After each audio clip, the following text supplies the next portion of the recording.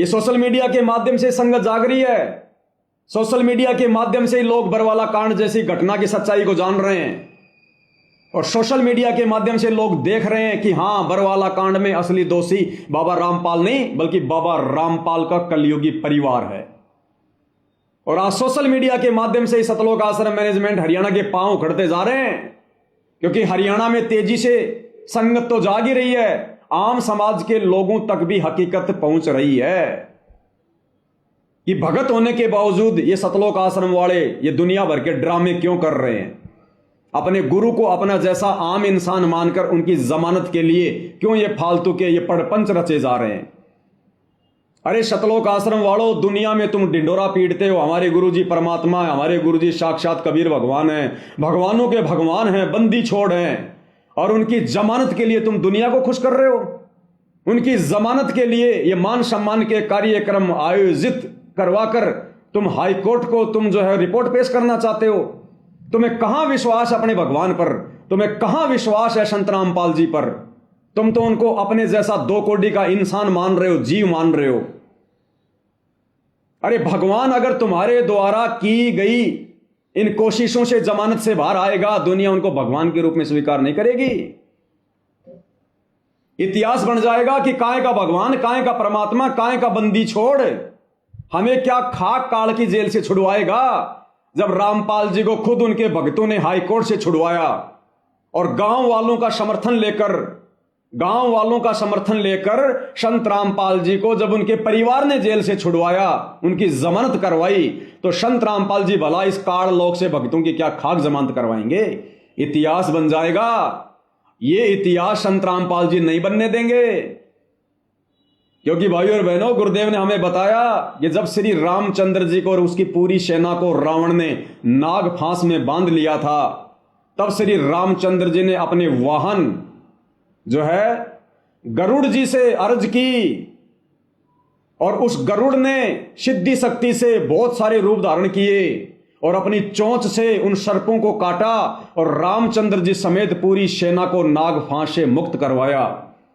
और इतिहास बन गया कि बंधन काटे विपत में कठिन कियो संग्राम, चीनो रे नर प्राणियों गरुड़ बड़ो के राम। कि ये नादान दुनिया वालों, तुम जिसे श्री राम कहते हो, भगवान कहते हो, उस तेरे रामचंद्र जी के बंधन, तेरे रामचंद्र जी को नाग फांस से उस गरुड़ ने मुक्त करवाया, अन्यथा रावण उसको गाजर मूली की तरह काट देता सेना समेत।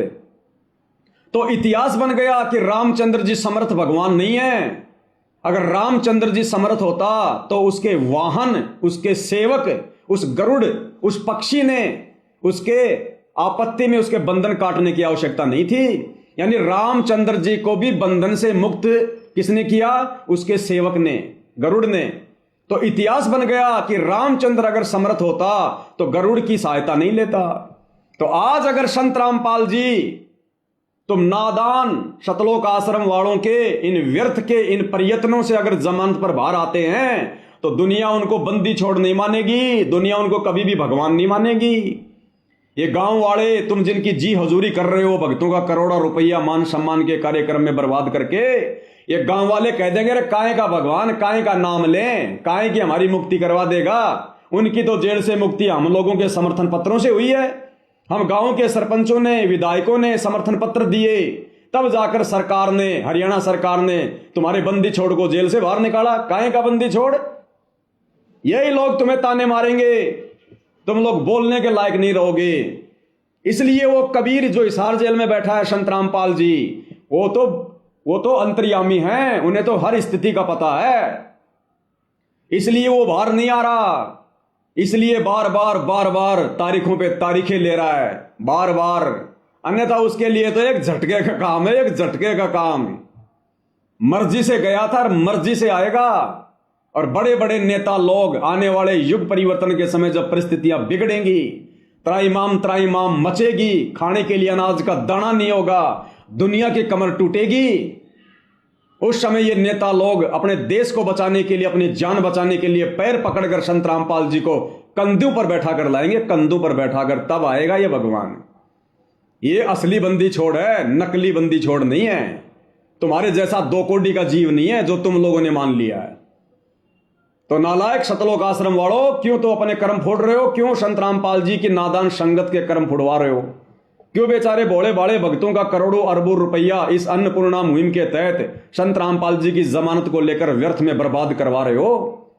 अरे संत रामपाल जी ने तो भिखारी को भी 1 रुपया देने से मना किया है, और तुम भिखारियों के 15-15 लाख के मकान बना रहे हो। तुम लोगों को मोटर और पाइप बांट रहे हो। तुम्हारे बाप ने भी कभी बांटी थी मोटर पाइप? 1994 से 2014 तक ना जाने कितनी बार हरियाणा में बाढ़ आई थी। तुम्हारा बाप नहीं बांट सकता था मोटर पाइप? क्या संत रामपाल जी नहीं बांट सकते थे क्या? लोगों के मकान नहीं बनवा सकते थे क्या? आज संत रामपाल जी के 70% भक्तों के पास मकान नहीं है, और संत रामपाल जी दुनिया के मकान बनवाएंगे। अगर मकान भी उन्होंने बनवाने होंगे तो पहले अपने भक्तों के बनवाएंगे। तो अब ये पूरी दुनिया और ये संगत धीरे धीरे तुम सतलोक आश्रम वालों के इस षड्यंत्र से परिचित हो रही है, जो काल प्रेरणा से तुम उनको ठगने के लिए पैदा हुए हो। तो भाई आम संगत से भी दास की प्रार्थना है, भगत भाई बहनों से, भाई हम साथ संगति वाले, तुम सतलोक आश्रम वालों के सतलोक आश्रमों में जाने वाली संगत के दुश्मन नहीं है। अरे हम तुम्हारे हितैषी हैं। हम तुम्हें काल के जाल से, सतगुरु रामपाल जी के आशीर्वाद से हम तुम्हें बचाना चाह रहे हैं। तुम्हारी दुर्गति होने से हम तुमको बचाना चाह रहे हैं। जो दुर्गति आने वाले समय में अगर तुम नहीं संभले तो तुम्हारी होने वाली है। तुम में से किसी की भी मर्यादा सुरक्षित नहीं है, किसी की भी। तुम लोगों से गुरु को मानुष मनवा दिया गया है, मानुष। गुरु का 1% भी आशीर्वाद सतलोक आश्रमों में जाने वाले भक्तों पर नहीं है।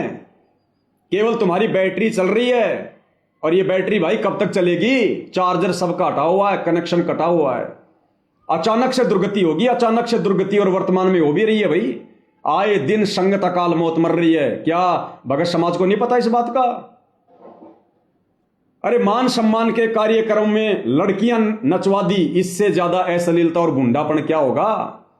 नकली संत भी ऐसा नहीं करते सरेआम, जो संत रामपाल जी के परिवार ने काल प्रेरणा से कर दिया।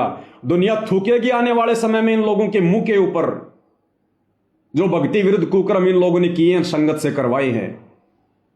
तो भाई ये सतलोक आश्रम वाले, संत रामपाल जी के बेटा बेटी, भाई बंधु रिश्तेदार, ये कोऑर्डिनेटर, ये तो स्पेशल काल के द्वारा संगत को मर्यादा तुड़वाने के लिए भेजे गए। ये भगत नहीं है, भगत के भेष में भेड़िए हैं, केवल भगत का लेबल लगा हुआ है। तुम आम संगत वाले भाई बहन बचो, निकलो इनके जाल से, इनके षड्यंत्र से, संभलो, ज्ञान को आधार बनाओ। अगर ज्ञान आधार बनाना नहीं आता है तो साथ संगति के वीडियो देखो, फेसबुक पर जाकर सर्च करो पवन दास इज लाइव और वीडियो देखो। अरे सच्चाई देखने से सुनने से नामखंड नहीं होता। मैं पवन दास पिछले 11 वर्षों से वीडियो बना रहा हूं, 10 वर्षों से। एक भी शब्द यदि मेरे मुंह से मेरे गुरुदेव भगवान के प्रति निकला हो उल्टा, एक भी शब्द किसी भगत से मैंने भक्ति छुड़वाई हो, मैंने भक्ति छोड़ी हो, एक भी ऐसा पॉइंट मुझे बता दो, मेरा सिर होगा, तुम लोगों के जूते होंगे। और ये सतलोक आश्रम वाले, संत रामपाल जी के परिवार वाले आए दिन तुम्हारी मर्यादा तुड़वा रहे हैं, तुम्हें काल के मुंह में बैठा रहे हैं, और तुम आंखें नहीं खोल रहे। भाई और बहनों, विचार कर लेना, ये मौका नहीं मिलेगा, ये लास्ट मौका है, अंतिम परीक्षा है ये। अगर भगत बनना है तो संत रामपाल जी के जेल से बाहर आने से पहले पहले बन जाओ, बाद में मौका नहीं है। रोगे, तरसोगे, मनुष्य जीवन को बर्बाद कर लोगे। जो गलती हम युगों युगों से करते आ रहे हैं, गुरु को मानुष मानकर, मर्यादा तोड़कर, वही गलती वर्तमान में काल के द्वारा संत रामपाल जी के कलयुगी परिवार को माध्यम बनाकर आम संगत से करवाई जा रही है। तो भाई और बहनों, वैसे तो पिछले 10 साल से कई हजारों वीडियो बना दिए हैं, और जब तक संत रामपाल जी का आशीर्वाद रहेगा, ये सच्चाई इसी प्रकार से आप भाई बहनों तक पहुंचाते रहेंगे। बस हम तो विनती करना चाहते हैं, मान जाओ, समझ जाओ, सुधर जाओ, अन्यथा दुर्गति तुम्हारे दरवाजे पर खड़ी है। और किस प्रकार से सतलोक आश्रम वाले अपने घटिया मनसूबों को अंजाम दे रहे हैं। अरे तुम्हारे इस प्रकार के घटिया आरोप लगाने से भाई सच्चाई रुकने वाली नहीं है। अगर एक पवन दास को चुप करोगे, अब हजारों लाखों पवन दास परमात्मा ने खड़े कर दिए। अब इस संगत को पवन दास की जरूरत नहीं है, परमात्मा ने घर घर में पवन दास खड़े कर दिए। घर घर में पवन दास। कितने पवन दास को मारोगे, कितने पवन दास के ऊपर मुकदमे करोगे, कितने पवन दास को चुप करोगे? अब बात तुम्हारे काबू से बाहर हो चुकी है, तुम्हारे काबू से बाहर। घर घर में छोटे रामपाल बन चुके हैं, घर घर में छोटे रामपाल।